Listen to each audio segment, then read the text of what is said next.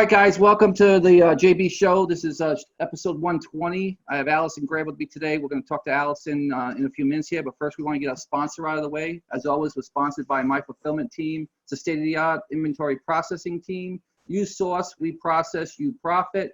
We still receive, store, prep, pack, ship, Amazon Plus. What this means is anything that you need done, stickering, bagging, bubbling, bundling, multi-packs, you name it, they can do it. They're a specialized prep company you can trust, family owned and operated for 9 years plus now, millions of items processed. Never touch your inventory again, automate your process, pay for only the services you need. And they have a special deal they're running right now with the coronavirus out there for the Amazon sellers who are restricted on what they can send in for FBA. So you can check them out at www.myfulfillmentteam.com. Get in touch with them and they will tell you what they're running as a special right now.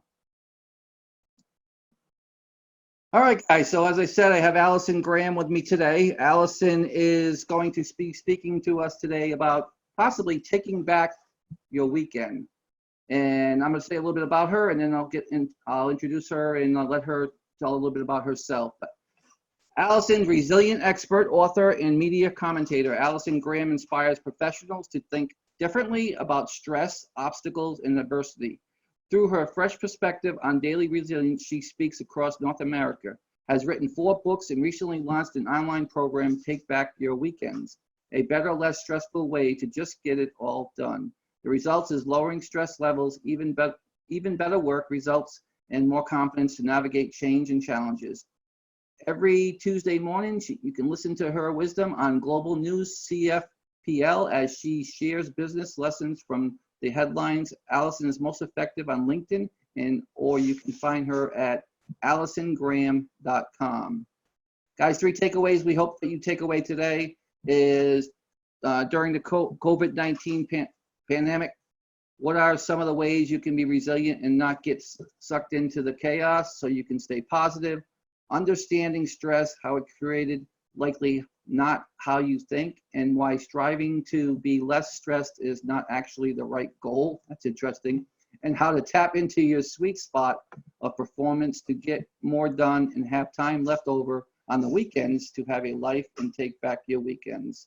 So, hey, Allison, it's great to have you with us today, and I'm so happy to have you here. This is like perfect timing for this type of thing that's going on right now in the world, because a lot of people, they have a lot of chaos going on right now. A lot of people are worried and concerned. And your topic is just, for me, it's perfect timing to hopefully do our due diligence and settle the world down a little bit and settle some of these people down and let them know that, you know what, life's going to go on. We are going to come out of this. And when we do come out of it, we'll be better for it. So why don't you introduce yourself a little bit, tell my audience about just who you are and what you do, and maybe a little bit of why you got started on doing what you're doing. Okay, great. Thanks for having me. And I think how timely is your sponsor with the fulfillment for Amazon. What a great offering that you have there for people. And you know, I'm listening to your intro, for me, it's amazing how different a couple weeks can make our lives, right? Like before, I was traveling around North America, and now here I am coming to you from my living room.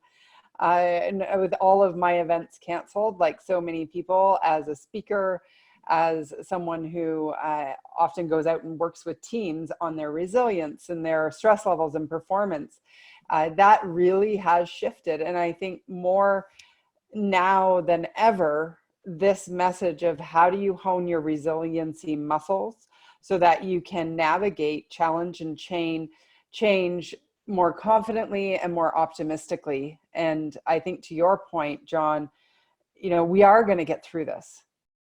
And it's not going to be pretty, but if we can control our little bit, our piece, our response to the chaos, then we can actually maybe save our businesses, save our careers, and do the best we can with this time that we have right now.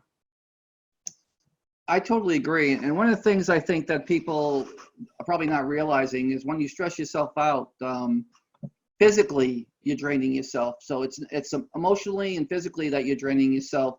And so we have to find ways, especially now, if you guys are home because, you know, you're out of work and you got laid off, whatever the situation is, states closing down, and it's scary what's going on right now.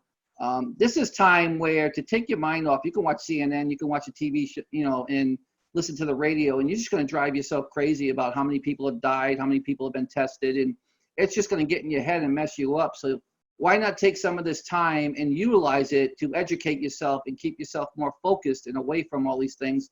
Two things are going to happen. One, you're going to learn some things. And two, and that's our goal today, is to teach you some things. And two, you're going to stay healthier because you're not thinking about those things. Well, and I think there's a balance, right? Because we want to stay informed, and we don't want to go down the spiraling, like, just getting so sucked into the reality. First thing you want to do, be sure you and your family are safe. Of course, that goes without saying. And then how do you spend that time when you are home if you are safe? I mean, it's a different process if you have COVID-19 and you have to go to the hospital. So let's just say off the bat, we're going to respect that that's a different level of what we're talking about here. We're talking about how do you manage this isolation so that you can come out the other side better, stronger, smarter, and potentially with a new business model for yourself, or an adjusted model for sure. Absolutely. So given the COVID-19 reality, let's talk about resiliency as it relates to pivoting and staying focused during these uncertain times. Well, I think one of the big things that's happening here is this is going to magnify how you show up to deal with challenge at a level unprecedented. So if you were a complainer before, your complaining will be magnified.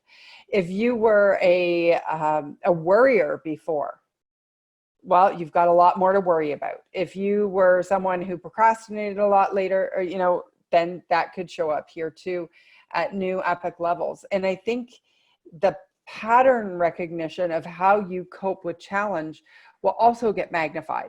So if you tend to be someone that when you go through a tough time, your desire is to bury yourself in work and ignore it and not process that, and now your work is taken away from you or is on a different level, then you don't have that pattern to fall back on. And it's not that it's good or bad that you used work as your escape. It's just that it adds another layer of required resilience and awareness as you go through and navigate coronavirus pandemic. I agree. Let's see. So we've got another question here. Go for it. Let's see. What's the difference between daily resilience and just resilience? Oh, who teed up that question? Good question. Okay, here's the thing.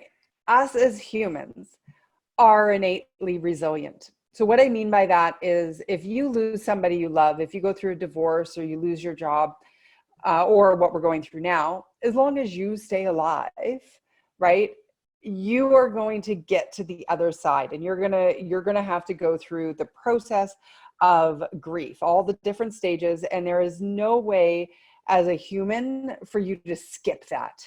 Okay, it's instinctual. Daily resilience is a muscle.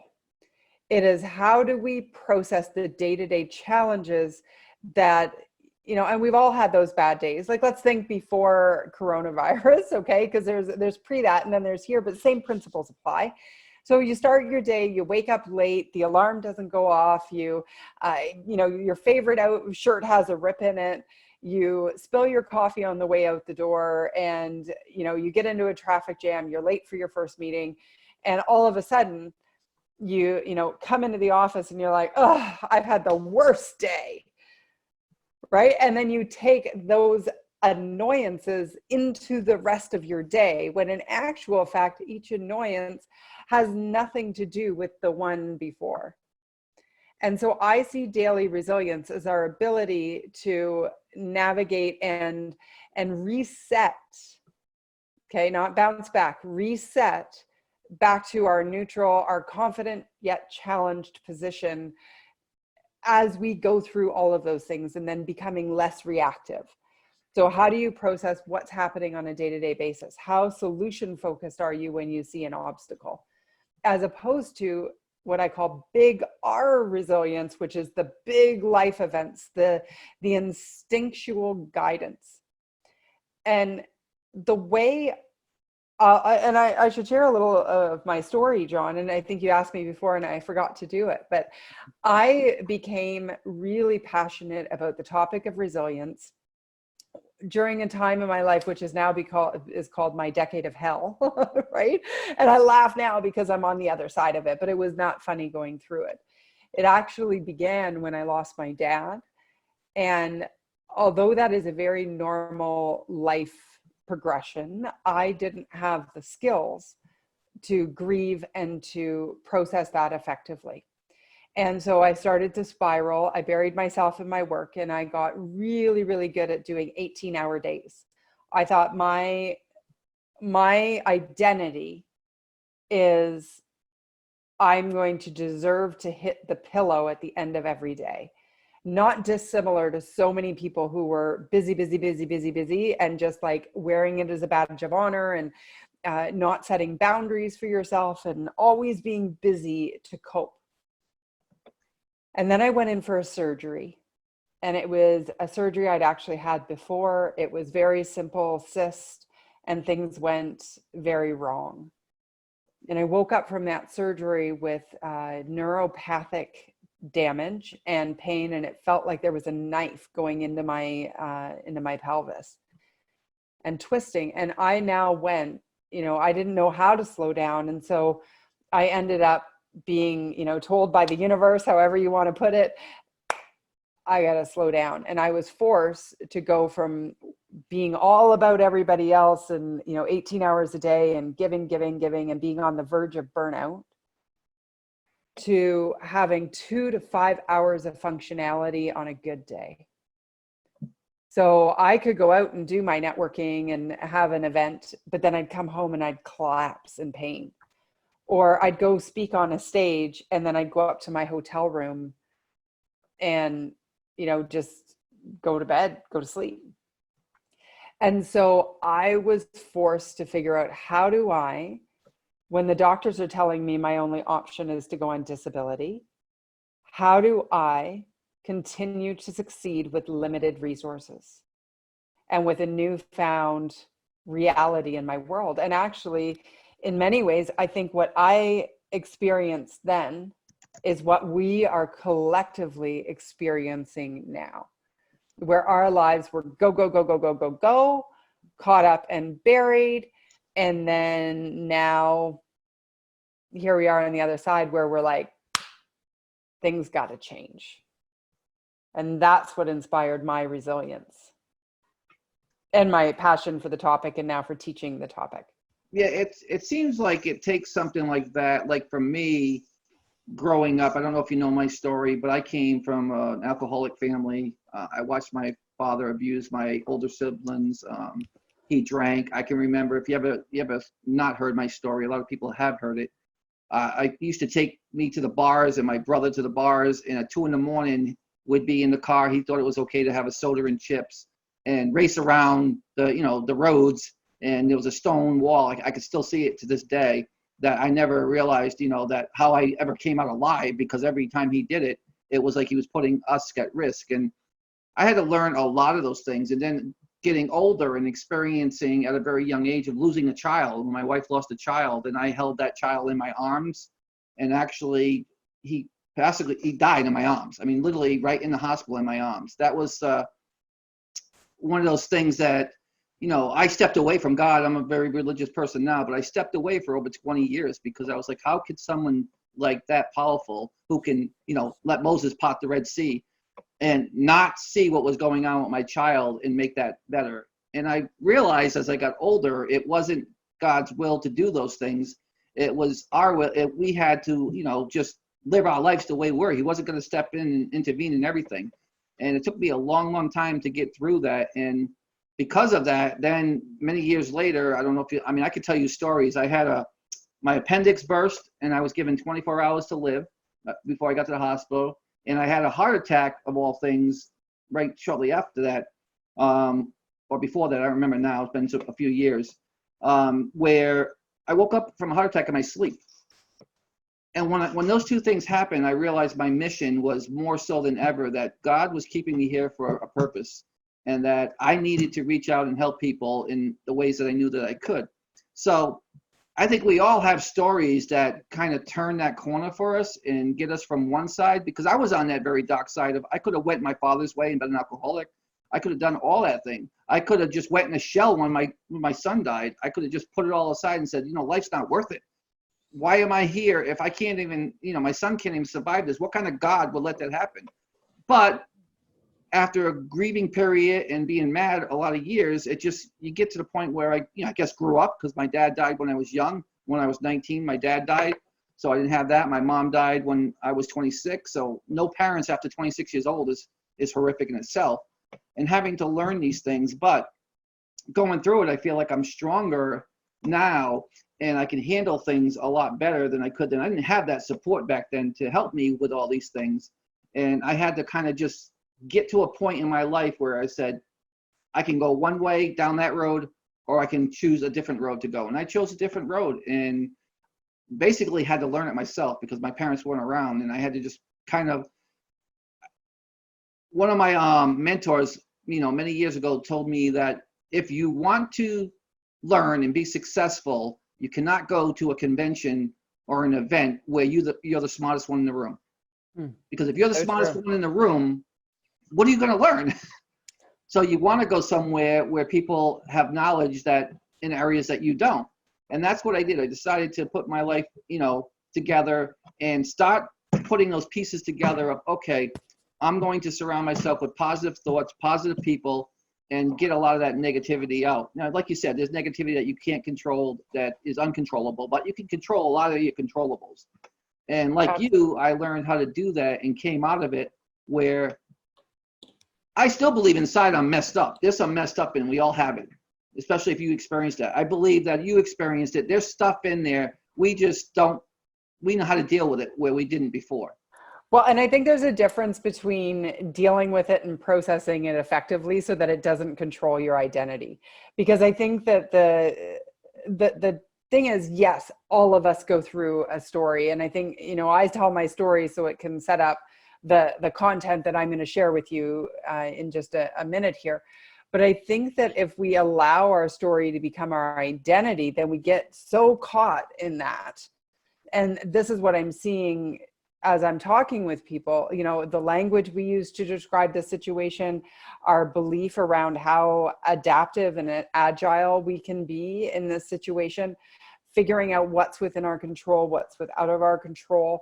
And, thanks for sharing your story with me. I knew a little bit just from, listening and prepping before being on the show, but, I think what you said about we get to choose. How are we going to show up? What are we going to do with the adversity that we face so that we can come out and go on that fork in the road? And I think that right now with COVID-19, you do have a choice. Every one of us is facing that choice. And we can choose, are we going to, just sit on the couch and every day watch Netflix? And by the way, you got to do a couple of those days because we all need to just, this is big stuff happening, right? That we're going through. And what can you do for an hour a day that can move your post-COVID world and opportunities forward?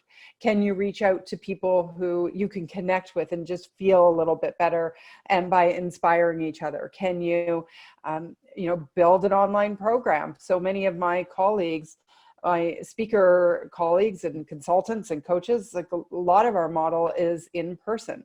And so last week I built a program and filmed how I built the program to show somebody how to build their own program. So I could have sat on the couch last week. I could have said, you know what, I need a week to just feel the suckage that is the reality of the world, or I can get lost in creative. I can build something that is ultimately going to serve other people, and I can feel a little bit empowered by doing something that's within my control. And I want to draw out a concept, if you will, John, if you're okay with me doing this. I'm going to share my whiteboard with you. While you're doing that, I'm just going to say that I'm going through your Take Your Weekend Back course. And what I found at looking at your site and going through some of your stuff, I did my homework as well, that you come across to me as genuine. I can tell when you talk on the stage and you're talking that you're real. It's not make-believe stuff. It's coming from your heart.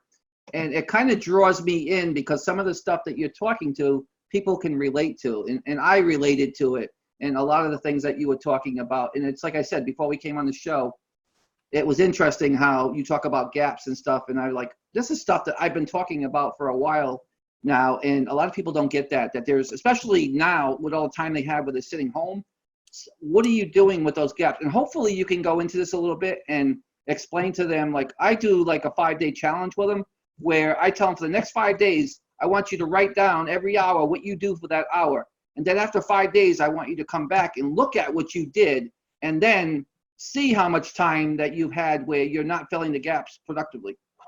Absolutely. You know, this program that you're talking about called Take Back Your Weekends, which is different than the program I just built and published today before we came on air, which is how to build an online course in fast, super fast, and on a tight budget. So total do-it-yourself program.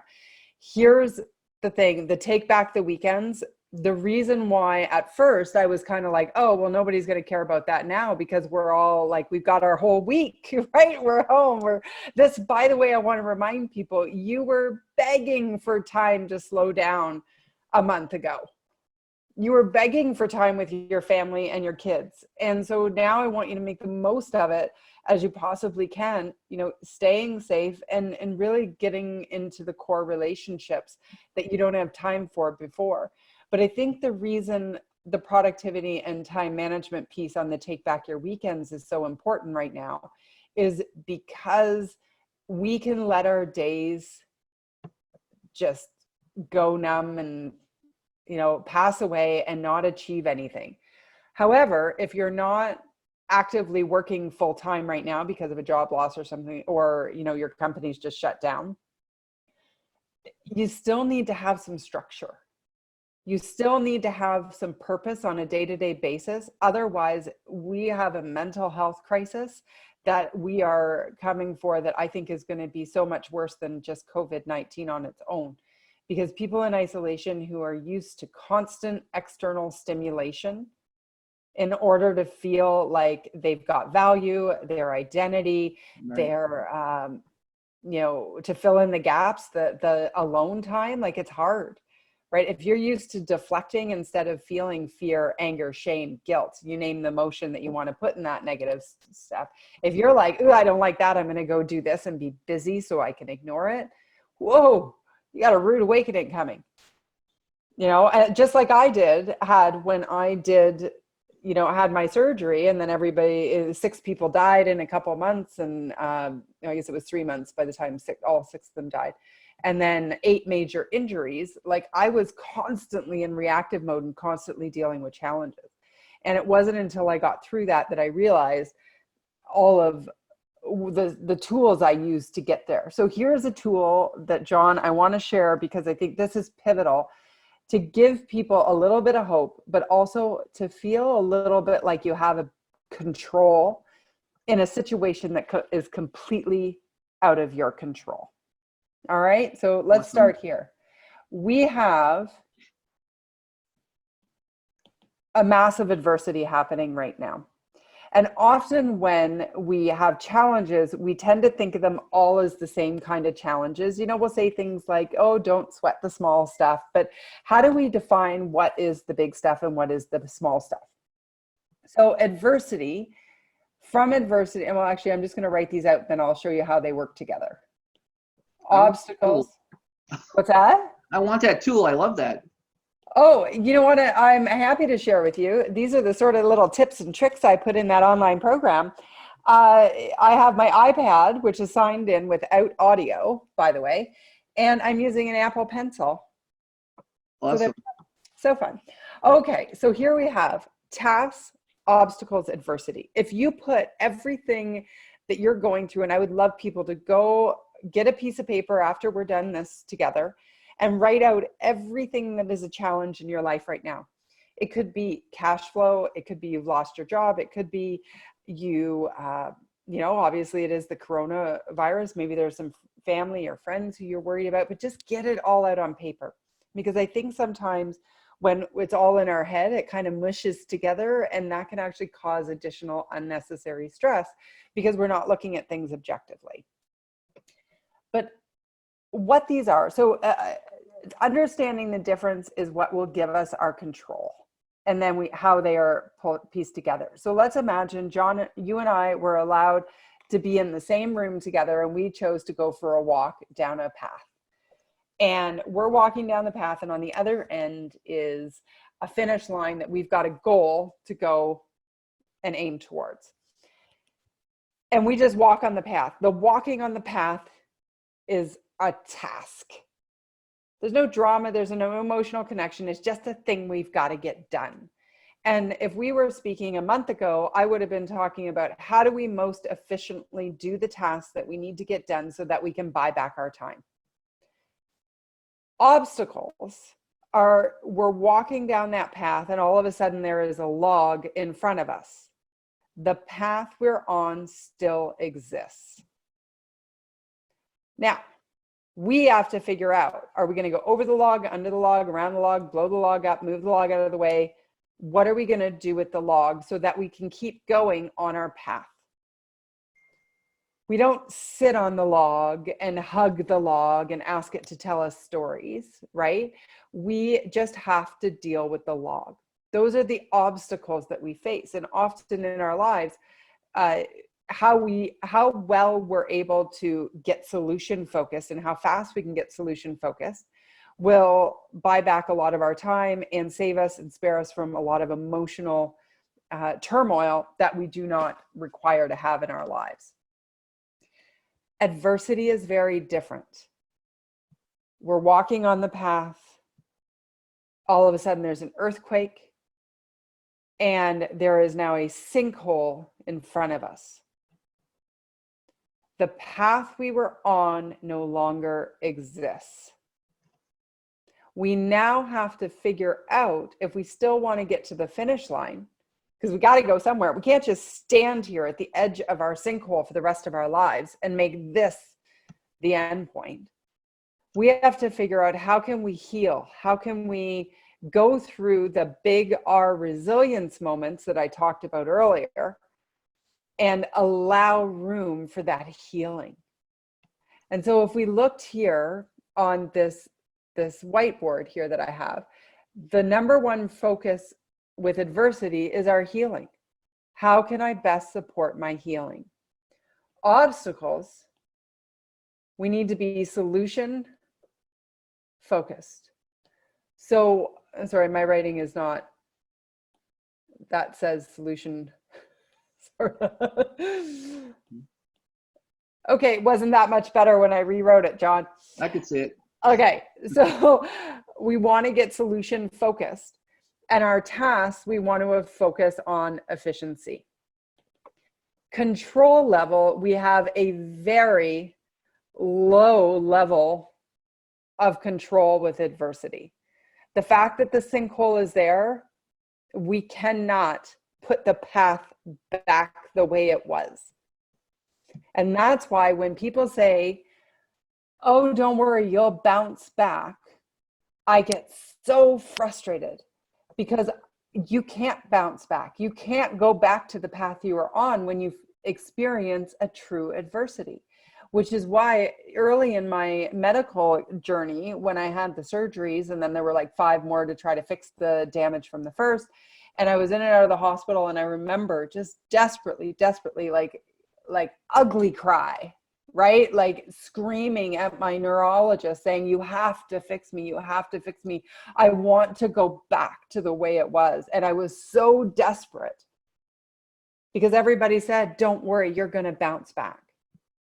And it wasn't until I realized there is no bouncing back. There's only creating a new path that I was able to focus on my healing.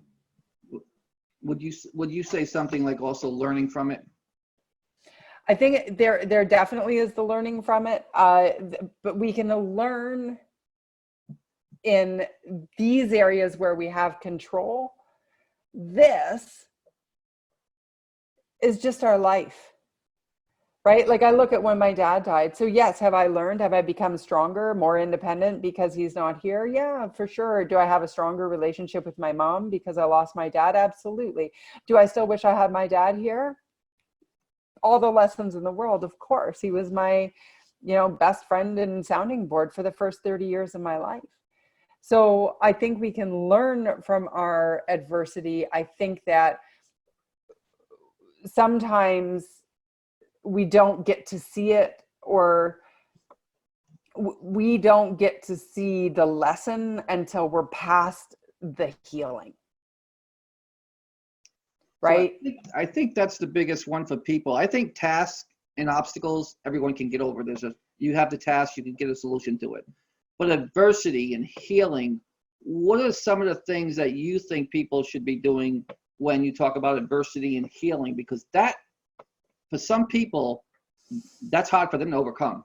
Oh my gosh, it absolutely is. And I just want to give everybody a virtual hug who doesn't have these skills to go through the healing.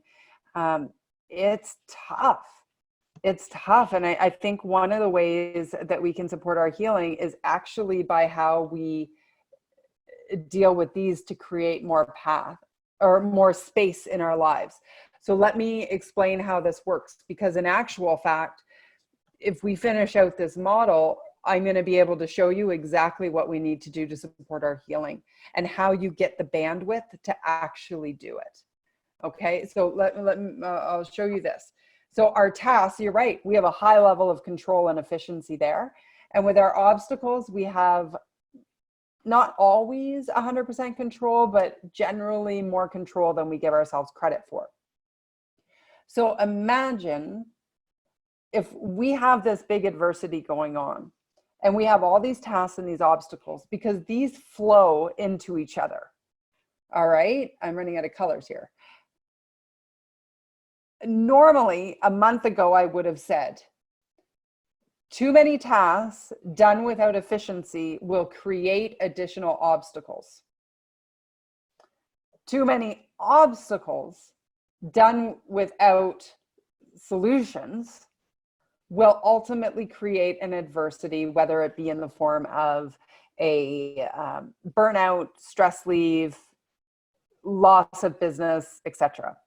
So generally, this is how we're working. This is our typical life. What happens though when we're in an adversity, whether it's an individual adversity, you lost somebody you love, or you were abused, or you were,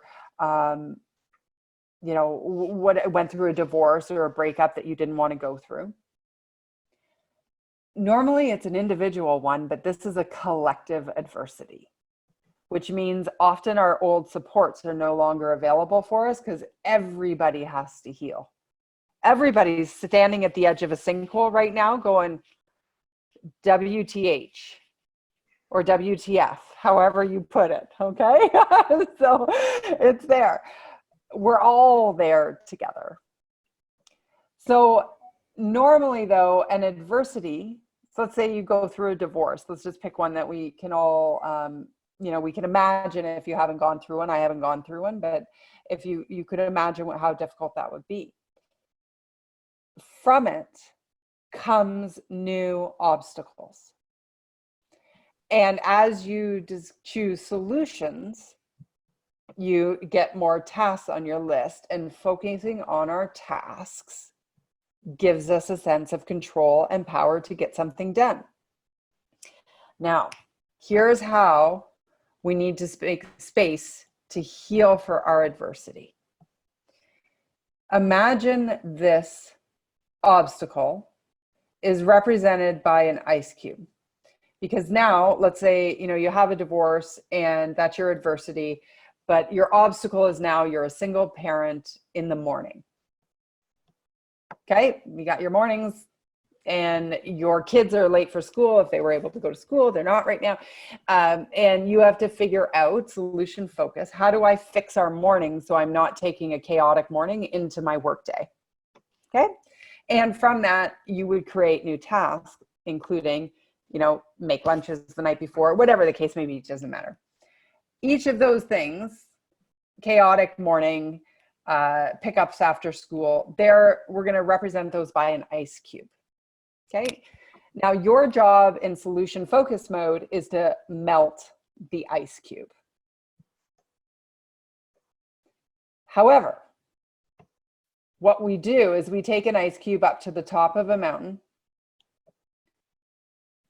and we have freshly fallen snow and we start packing snow around our ice cube. And that snow is represented by misplaced emotion, negative storylines, and barriers to performance like worry, complaining, you name it, there's a list of about 30 of them. So we've got these ice cubes. From our adversity, we've written everything down. We're going to say, these are the things that are causing me stress right now. Which ones are true adversity? Which ones are obstacles that have come from the adversity or just obstacles in my life? And which ones are the tasks that can help me solve the obstacles, because we know I have zero control on solving the adversity. Then we want to take our obstacles and we want to boil them down to the absolute most root of what they are. So for example, an obstacle that comes out of it, let's say you don't know how to get your groceries. You're in isolation and you know, there's just a million different obstacles that could be going on right now.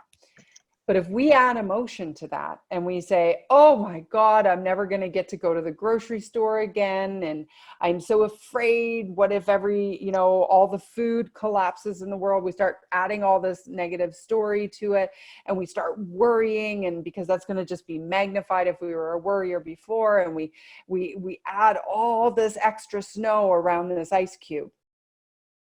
It's harder to solve. And if you only have so much intensity of capacity and effort to give, then we need to look at and remove as much of that extra snow. Because if you have like a snow boulder that's like a snowman bottom, and really what you have are a bunch of ice cubes, but now you got to try to melt this entire thing. This is how in workplaces you get drama and gossip and complaining and negativity, and all of those things are just going to be magnified right now with COVID-19. Just going to be magnified. And so we want to figure out, how do we get down to that ice cube and stop building huge snow boulders? Because then we free our capacity so that we can sit and focus on healing from our adversity.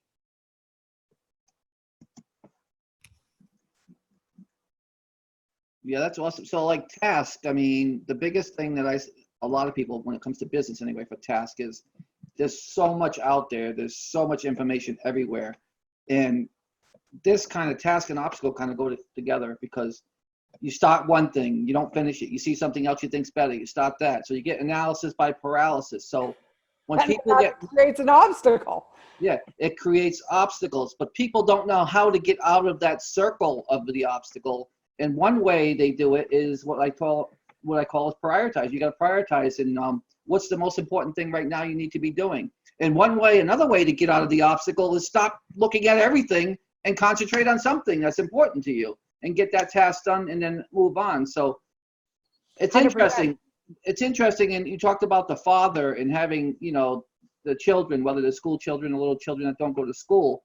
And it's kind of the same format for people that are in business that it is in life, is that when he wakes up and he has chaos now because he has children and he's divorced and he doesn't know what to do. Well, one of the solutions to that obstacle is he should create a standard operation, an SOP, so that he knows every day the tasks that have to be done, so that it gives him peace of mind and he's not going crazy about, did I forget that? Did I forget this? Did I do that? Did I do this? It kind of gives you more self-control. 100%. And see, the thing is that the task, so getting it all down on paper and then saying, okay, and that's what I talk a lot about in the Take Back Your Weekends program, is how do you take everything that feels so overwhelming and just narrow it down and make it like so hyper focused? Because if your tendency is, and by the way, no fault of your own, like it's just our patterns, right? We are who we are because we have patterns and we have experiences, and this is how we've shown up. And now is your chance to interrupt these patterns and choose a better way. So if you have tasks and you tend to go like squirrel, squirrel, and not ever finish that task, that to me would be a way of taking your ice cube of I have too much to do, which inherently is not stressful. It's just that you got too much on your list. Just a thing. We don't have to emotionally react to it. We just have to deal with it. But then not finishing anything on that list just adds another layer of snow.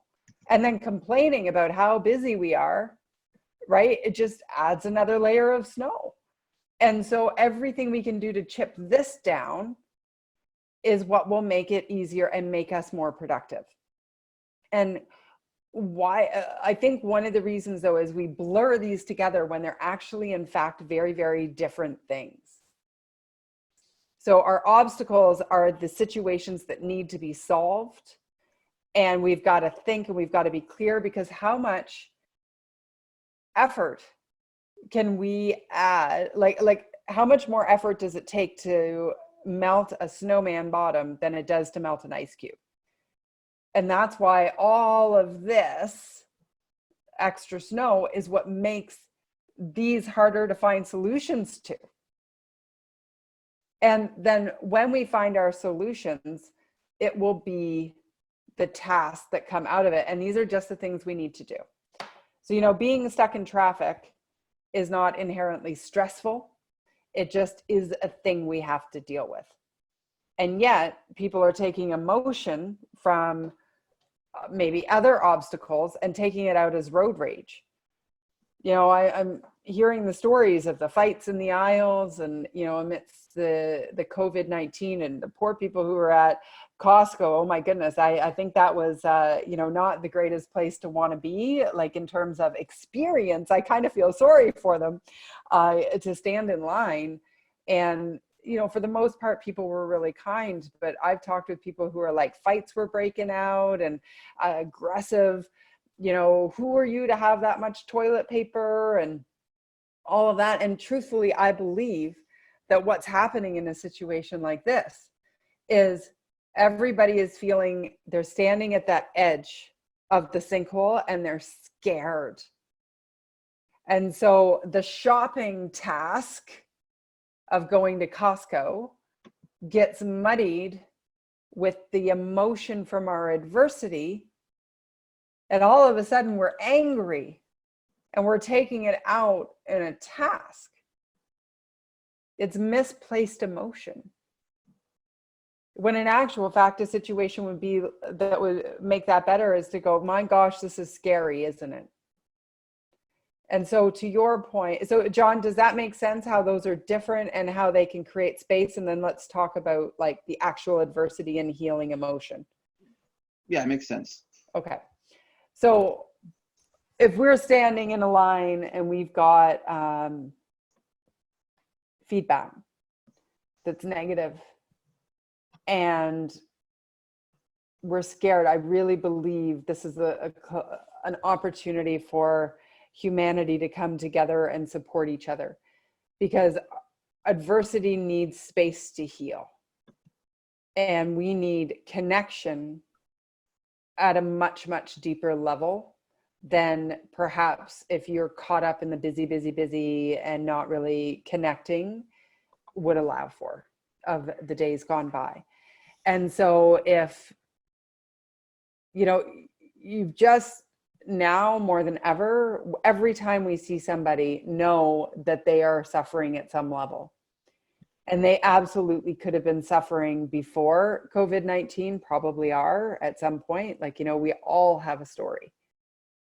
Or they could just be scared to death, or you don't know if their family member lives in Italy or Iran or in China, like, or one of those countries, or it could, I mean, actually it's on every continent except for Antarctica right now, COVID-19. So maybe one of their, maybe their kid was one of those people in Florida up for spring break, and they've just tested positive for COVID-19 and they're scared to death. And now they're in a lineup at Costco with a whole bunch of people who are standing on the edge of the sinkhole together, and they see you and you bump their cart and you're like, I'm so sorry. And they just go off on you. That's misplaced emotion. So if we engage in that and they're like, and getting into that, then we're just adding fuel to the fire, when in actual fact, nobody cares that you hit each other's cart. The truth is, we're both standing on the edge of a sinkhole and I'm scared out of our mind. Stress levels high. Yeah, well, I don't even call that stress. I call that emotion. See, stress and I, we have a different relationship. I actually think most things do not need to be stressful, because we use that word stress in society, I think, too easily, too liberally, and some people wear it as a stress. So let me give you an example and back up here, John, and let me know if there's any questions coming, because I'm just riffing here on ideas. Before I was going to start talking about resilience and working with teams to help them become more resilient, and I thought back to the worst time in my life. And by the way, off all of my medications, I take 0 pain medications. I manage all of it. Went from being told to be on disability to working full time, being able-bodied, and managing my pain without any medication. And that doesn't make me special. That doesn't make me anything. That makes me very, very committed to not allowing a difficult circumstance to define my outcome. And I believe that's available for every person out there. Anyhow, going back to that time, I did what they call a stress test. Have you ever heard of one of these, John? Oh yeah, I have heart conditions. I know what stress tests are. Oh, okay. So there's the physical stress test, but then this is the one online that a psychologist would use. They call it a stress test, and they would take everything that's going on in your life and they would assign a numerical value to it to decide out, how stressed are you? And I did it thinking back to that worst time in my life. So if you went through a breakup, a move, financial distress, injuries, death, somebody you love has died, surgery, chronic pain, all of that would all have a numerical value. And I added up my score, thinking back to that time, and my score was 734. And the legend said, if you have a score over 330, seek professional help immediately. And I can laugh again about that now, but it wasn't so great living it. It was hell. It was awful. Except it equalized all of those things by bucketing under the word stress. When in actual fact, I had obstacles, adversities, and tasks to get done. Right? Or obstacles and adversity are probably what's on it. The emotional reaction to obstacles and tasks is what's stressful.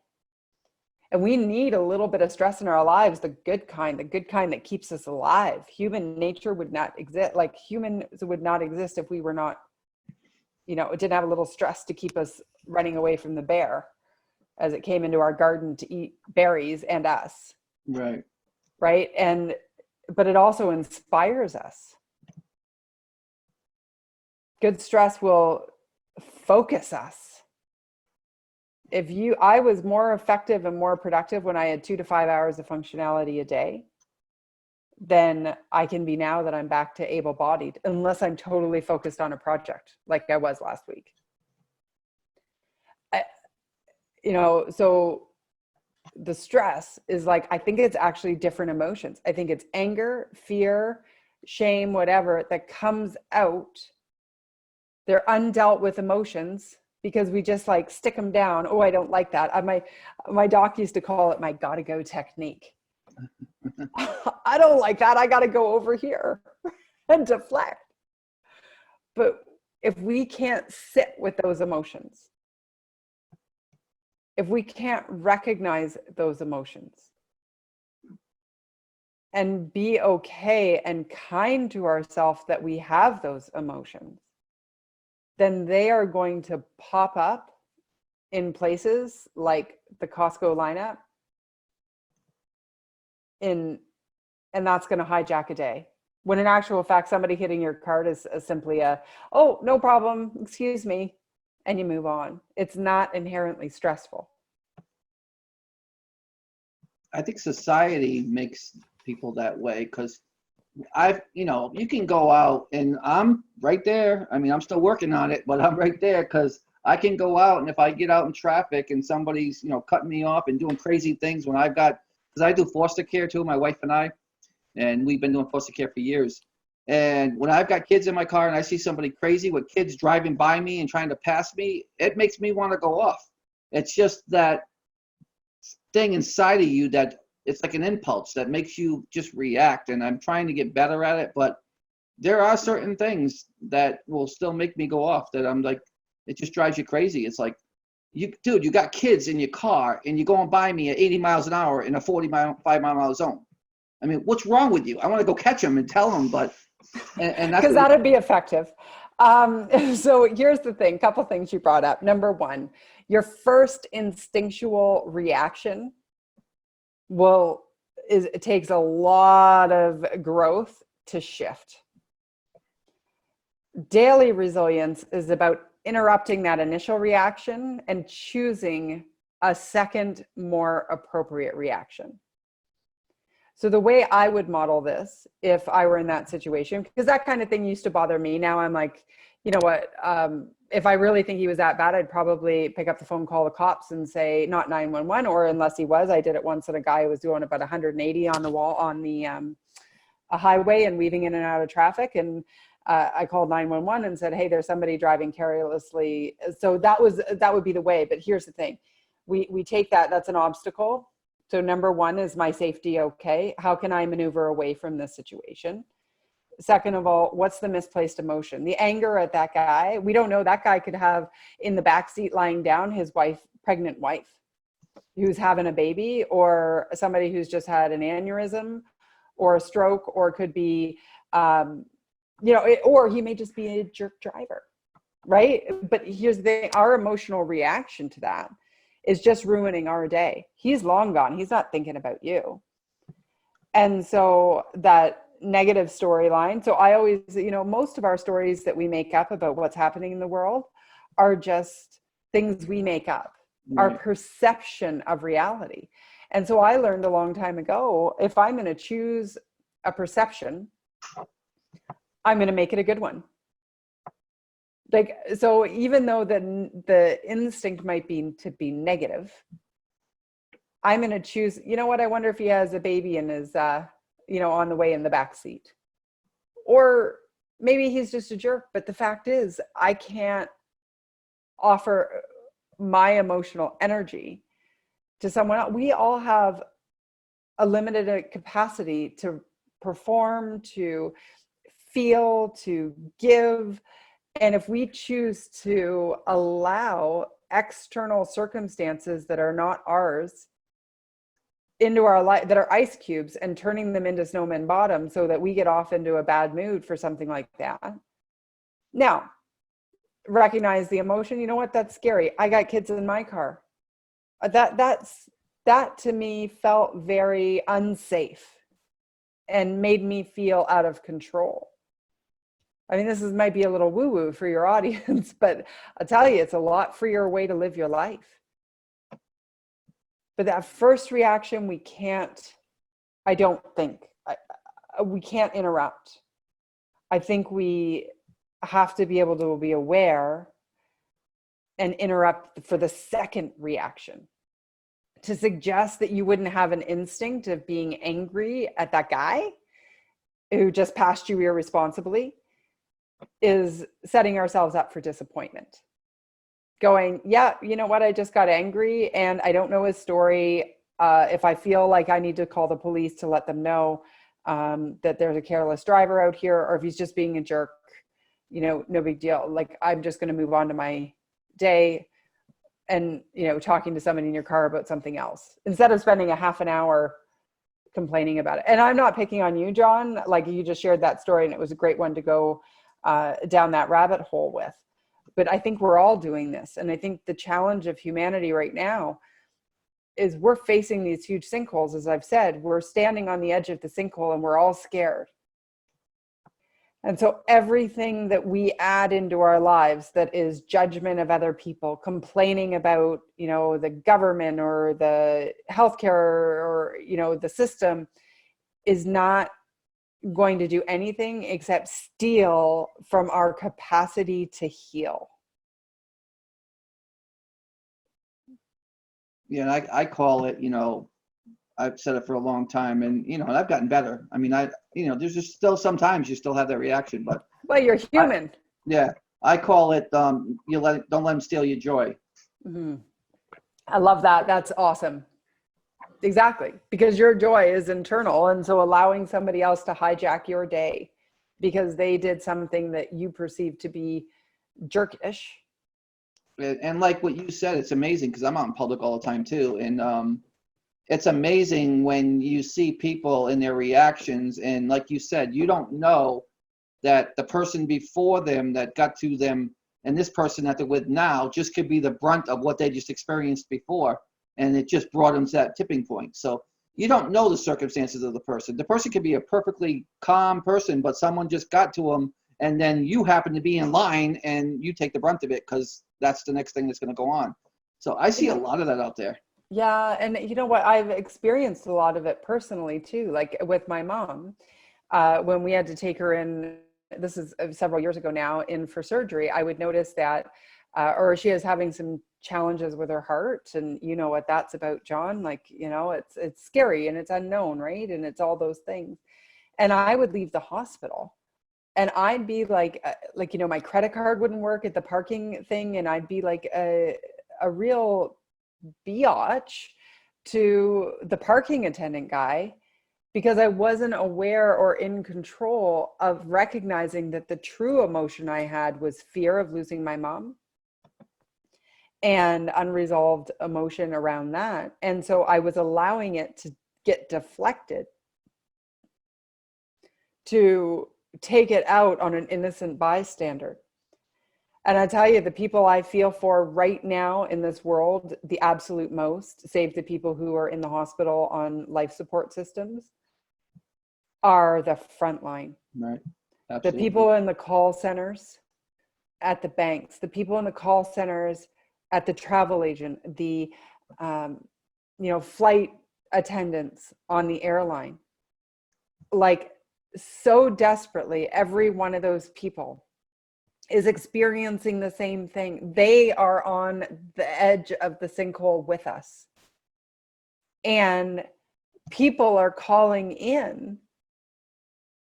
And look, I am getting all like teary-eyed about it because I'm just like, feel so sad for them, and because they have to take other people's emotions of fear and anger that they don't have the tools to process. And then there's this person who probably is not making a lot of money, who's having to show up with somebody a cubicle away who could be coughing. And they desperately want to get your family home, and there are no airplanes flying, and you're calling them every name in a book. And I've heard the stories. And, this was before COVID-19. I worked with some call centers, right, with the senior managers and doing keynotes. And, back in the day when we could have keynotes and, 300 people in a room. And we talk about that emotional thing, because then, see, those people then have to figure out, how do I protect myself from the emotion that just came to me so I don't now take that home to my family? It's, we're all in this together. And I think if there's anything in this situation that you could remember from this particular conversation that you and I've had, and somebody's watching, is every time you look at another human being, imagine them on the edge of the sinkhole with you. And it might just shift, maybe not your initial reaction. You might hit the cart at Costco, and your initial reaction might be feeling anger. And then, you sit back and you smile and you go, sorry about that. And even if they get angry, just because they get angry doesn't mean you need to get angry back. Like, we're all in this together. It's more than a hashtag. Yeah, and I kind of let people know too, what you're talking about, those impulse moments like that. And what I've learned to do is that if there's something that was said to me that I don't like, I process it first. I pause and process it. And usually if I process it and pause for 5 seconds, 10 seconds, I'm not going to say the same thing that I would have if I automatically let something come out of my mouth. Yes. Because it just gives you that time to really think about what you just heard and how you would want someone to react to you if it was said to them, so or if it was said to you. So I kind of put myself in their shoes. It was like, okay, how would I want it said back to me? If someone was saying that to them, how would I react if it was said to me the same way? Yeah. And I kind of just reverse it. And it kind of just puts me like, well, I wouldn't want that said to me that way. Because a lot of things that people don't realize too is everybody thinks there's a wrong way and a right way. There really isn't, because there's been cases that where you could be right and this person could be right in their perspective and how they look at it. Yeah. So they could have what they think is totally 100% right and what you think is totally 100% right. And there's nothing wrong with that. And when you realize that, and don't be stubborn, and you realize that you don't have your right answer to you is 100% right, but in their mind, what they're feeling and what they are is 100% right to them, and be okay with it. That's right. How relationships stay together. That's how my wife and I have stayed together for 36 years. Beautiful. I had to learn that the hard way because there would be that back and forth. No, I'm the dominant one. I'm right. You're wrong. Now I kind of look at things a little different and be like, you know what? Or she'll say to me, you know what? That wasn't nice what you said. And I'll say, well, that's not how it was meant to come across to you. And I'll explain how I meant it. And then she'll be like, oh, that's not as bad as what I just thought. Because the perception or the interpretation of what she thought I was saying was totally different than what I was trying to say. Fascinating, isn't it? Because it's all intent, right? The intent was not negative, but our storyline that we put to it is what is negative. And like I said earlier, it's like, if you're going to make up a story anyway, make up a good one. Like, it doesn't take any more effort.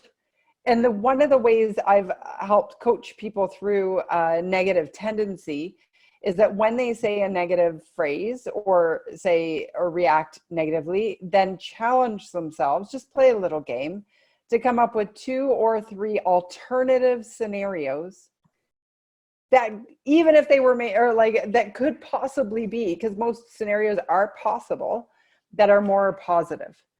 So we can start to break that habit. The other thing I think is really important is to watch the words we're using right now. Yes, we're in crisis. Yes, we are, all of those things that are in the news, but there are pieces of this puzzle that are under your control. And if we were like, if somebody in the background right now called out and said, oh my God, it's a disaster. And even if it were in your office building and somebody screamed from oh my God, a disaster, your heart rate, your stress response would be like, oh my God, what's the disaster, right? You'd run in, check on them. Oh my gosh, is a bomb dropping? Is there more outbreaks? Did somebody die? What happened? I spilled coffee on my shirt before I'm going into a meeting, right? Like, the words we use have power, because we are taught as we learn language early that certain words mean stress reaction. Right. And so let's be really careful about the language we choose and those storylines, and that guy is, insert word here of the not so kind. Well, no, maybe that guy is just a guy who's driving fast, and we don't need to have the judgment of he's a jerk, an a-hole, blah, blah, blah, blah, blah. Right. And just because it'll just diffuse the situation in our own minds. And, we've picked on the Costco and the traffic ideas today, but it could be anything, any interaction with any person. Yeah, I live it, it's right what you said. It's how you interpret it, because my wife, a lot of times too, she'll be in another room and I'll be, in a room, 3 or 4 rooms over, and she'll make this loud sound, and I'll run over there to her, and I was like, "You okay?" She says, "Oh no, I just dropped something." And she Like, was no. and she was freaking out because she dropped something where I was thinking the worst. She got hurt. She broke something. Something's going on with her. And then I get there, and my heart's already racing because Oh yeah. I'm going there. And then You when I can't. get there, oh, I just dropped that, and I was, got excited or whatever because I was mad I dropped it or something. And it's like, you almost gave me a heart attack. Another one. Yeah. Well, So, but it's such a fundamental human response. So anything we can do to be sure that we're watching the negativity that we're putting into our lives, because there's a lot right now, right? Consume positive content, consume, like there are so many things. I'm listening to YouTube videos. I have some favorites, and I'm constantly creating content for people to try to offer a little bit of hope or inspiration or a way for you to feel a little bit of control in a situation that is essentially completely out of our control, because it is a true adversity. And, when we deal with adversity, the obstacles and tasks that we have to deal with, we need to be sure that we're not inadvertently making those harder to deal with and taking up more space, adding to the adversity, right? So watch the negative storyline. If you find yourself getting negative, change the words you're using, write it out. I love seeing things on pen and paper, old school, or you can type, do whatever works for you. But challenge the words, challenge the phraseology, and find a better way. So that's the negative story. With the misplaced emotion, recognize, what am I feeling right now? And is that really about this obstacle, or is that because I'm scared of everything else and I'm taking it out on this obstacle or this task? And then look for those patterns, right? All the bad habits, and I try to soften it and call them barriers to performance now, but like really they're just bad habits: worry, complaining, judgment, shame, not shame, that's an emotion, but if you're a worrier before, you will be a worrier now, and it will be magnified. So watch that pattern. absolutely. So, Allison, it was great having you here today. In the chat, could you post if people want to reach out to you and find out more about you or follow you, how they can do that? Absolutely. So I have, I got to learn how to spell my name properly. Everything is at allisongraham.co. Like links to all my social media. I am on LinkedIn quite frequently, and I will actually grab my LinkedIn here. So I think, the thing I would like to offer to people is, come and connect with me. And, if you have questions about this, I know we covered a lot today, and it can feel overwhelming, but I think, I've got programs online. I've got a lot of free stuff online, an old podcast that's still up there on Resiliency Ninja, and some books that I've written. I've written 4 books.